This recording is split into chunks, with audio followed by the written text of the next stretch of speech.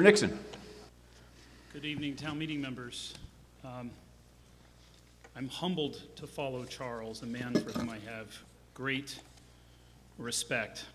In the interest, I suppose, of following the tradition established late in the hour last Thursday, where every speaker on this article felt it necessary to first say a word about our educational or professional background, let me continue the tradition and say that I, too, like Miss von Mering, studied historic residential architecture when I was in architecture school.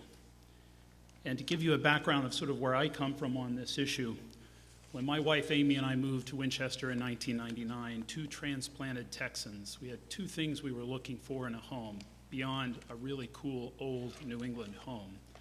I wanted a tract of land, Amy wanted a barn, and we really struck it in the spring of '99 when the phone rang to let us know of an estate sale on Forest Street where well over 3/4 of an acre had come up on the market, a piece of property that was formerly of the Aaron Bell Farm. This is in the area near the Gingerbread, for those who aren't familiar with it, all the way up Forest Street towards Highland. So we were excited by the property. The home was built in 1913. Our barn actually was built in the decade following the Civil War. And on the afternoon that I arrived with the home inspector, no less than 5 members of the neighborhood approached me to welcome me to the neighborhood, and they all asked the same question: are you going to tear the house down? So we actually raised the house, but not with a Z. Those who know me know I can't let common sense stand in the way of a good idea, so we actually lifted the house into the air, built a new reinforced concrete and steel foundation. I've replaced all the building systems. I've reframed the house substantially. It's super insulated. It has all the charm of a 1913 farmhouse, and my neighbor, who framed homes when he was in college, says if we ever have an earthquake in Winchester, he's sending his family to take refuge in my home. And yet, I have to say, I'm concerned because tonight I think Fall Town Meeting is on the cusp of doing a good thing badly. I appreciate the motivation behind Article 3 very much, but I believe that it's the wrong tool for the right job. I have 3 thoughts I want to share with you tonight, and I suppose it's appropriate following Charles's remarks just a moment ago. So what is historic? Changes in the eyes of communities at every scale with time. That's our street, it's our neighborhood, it's our towns, it's states, it's civilizations. But I'm going to share with you that while I appreciate the history Charles just shared about 1940, this was not the end of design in the United States. In fact, we have some real masters who've continued to practice. The book is not finished. Have you been to the Gropius House in Lincoln?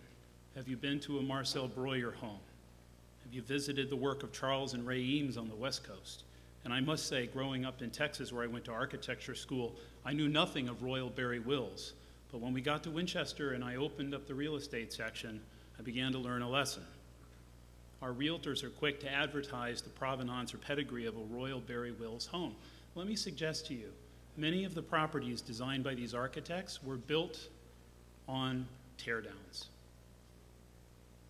Was it inappropriate that a Greek revival built in 1860 was torn down to make way for a Royal Barry Wills cape that today the community holds dear? I would suggest not. Change happens. And in some communities, we have folks who appreciate our historical architectural context, folks, I would suggest, like myself, who seek to preserve it. And we have examples of that throughout Winchester. Similarly, in this conversation, we hear a lot about the developer, as if he walks in with a black cape. But we have some fantastic architects today, and I'm not beating my chest because my specialty is healthcare. I don't do homes. My neighbor, Mario Cavino, bought his property in the year 2000. It was a really special home, built in 1865. It was one of only 3 left in Winchester with an attached carriage house. And when it went on the market, my neighbors and I rushed in to see it. We actually thought about raiding our 401ks and our college savings plans for our kids to buy the house to save it from the wrecking ball.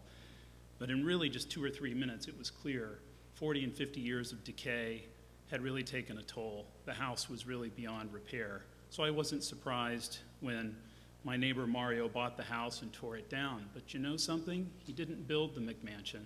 He hired David Sterling. He's a fantastic local architect.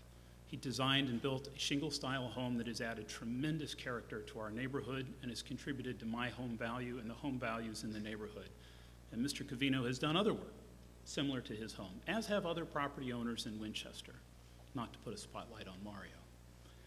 So what I want to suggest is I go back to my friend, Mr. Betancourt, in his opening remarks Thursday night. He was reading an excerpt, I believe it was from the town master plan, and he spoke of concern in post-demolition of development that is either out of character or out of scale with neighborhoods.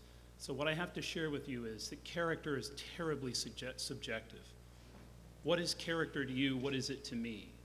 Is character a lone Tudor-style home in a row of colonials or Greek revivals, and that's why it's special, because it stands out? Is character the quality of construction? Is character copper flashing instead of lead? Is it slate roof instead of shingle? There's really no right answer. And therefore, because character is so subjective, I would posit to you tonight, this is very hard for us to legislate or regulate. But the other piece that Mr. Betancourt mentioned that strikes me so hard, and I think all of us tonight, is this issue of scale. I've enjoyed talking to many of you either at the transfer station or the hockey rink, where the real work gets done, by the way, on this issue. Mr. Nixon, your time has expired. Would you like more time? We have 2 minutes, Mr. Moderator. It's moved and seconded. The speaker's fine to extend it for 2 minutes. All those in favor?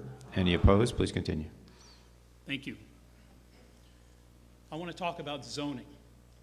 I used to walk along Cross Street a few years ago, say hi to the dog in the yard or wave to the neighbor who was sitting in her living room window. This is what Cross Street looks like today near Holton Street. The houses were torn down. We've got duplexes that are built out to the maximum envelope allowed by the zoning bylaw today, and of course you have the opaque fence along the sidewalk. Some of you who live near the Cross Street Forest area, Precinct 1, Precinct 2, may be familiar with the image on the right. You see the home on the left. This is what it looked like at 5 o'clock today. I don't think that house has been torn down yet, but what stood next to it was similar in size and scale. Take a look at the house on the left.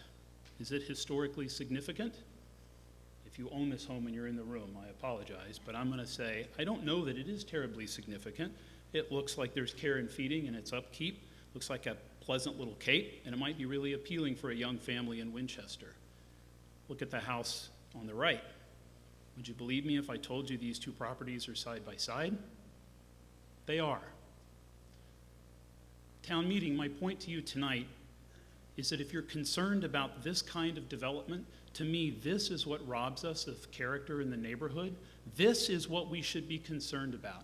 And while I have all the respect in the world for the Winchester Historic Commission for pulling what's frankly the only lever they could, I see this as a problem for the planning board of Winchester.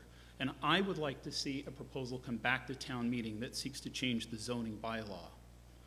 To that point, Mr. Jarius and others were speaking to a lack of facts. And my time doesn't permit me tonight to share this with you, but I think Mr. Jarius actually said it quite well. The demolition delay bylaw does not necessarily stop development. It postpones the inevitable. If we collectively are concerned about the inevitable, let's ask the planning board to come back with a proposal. Thank you, Mr. Moderator. Thank you, Mr. Nixon.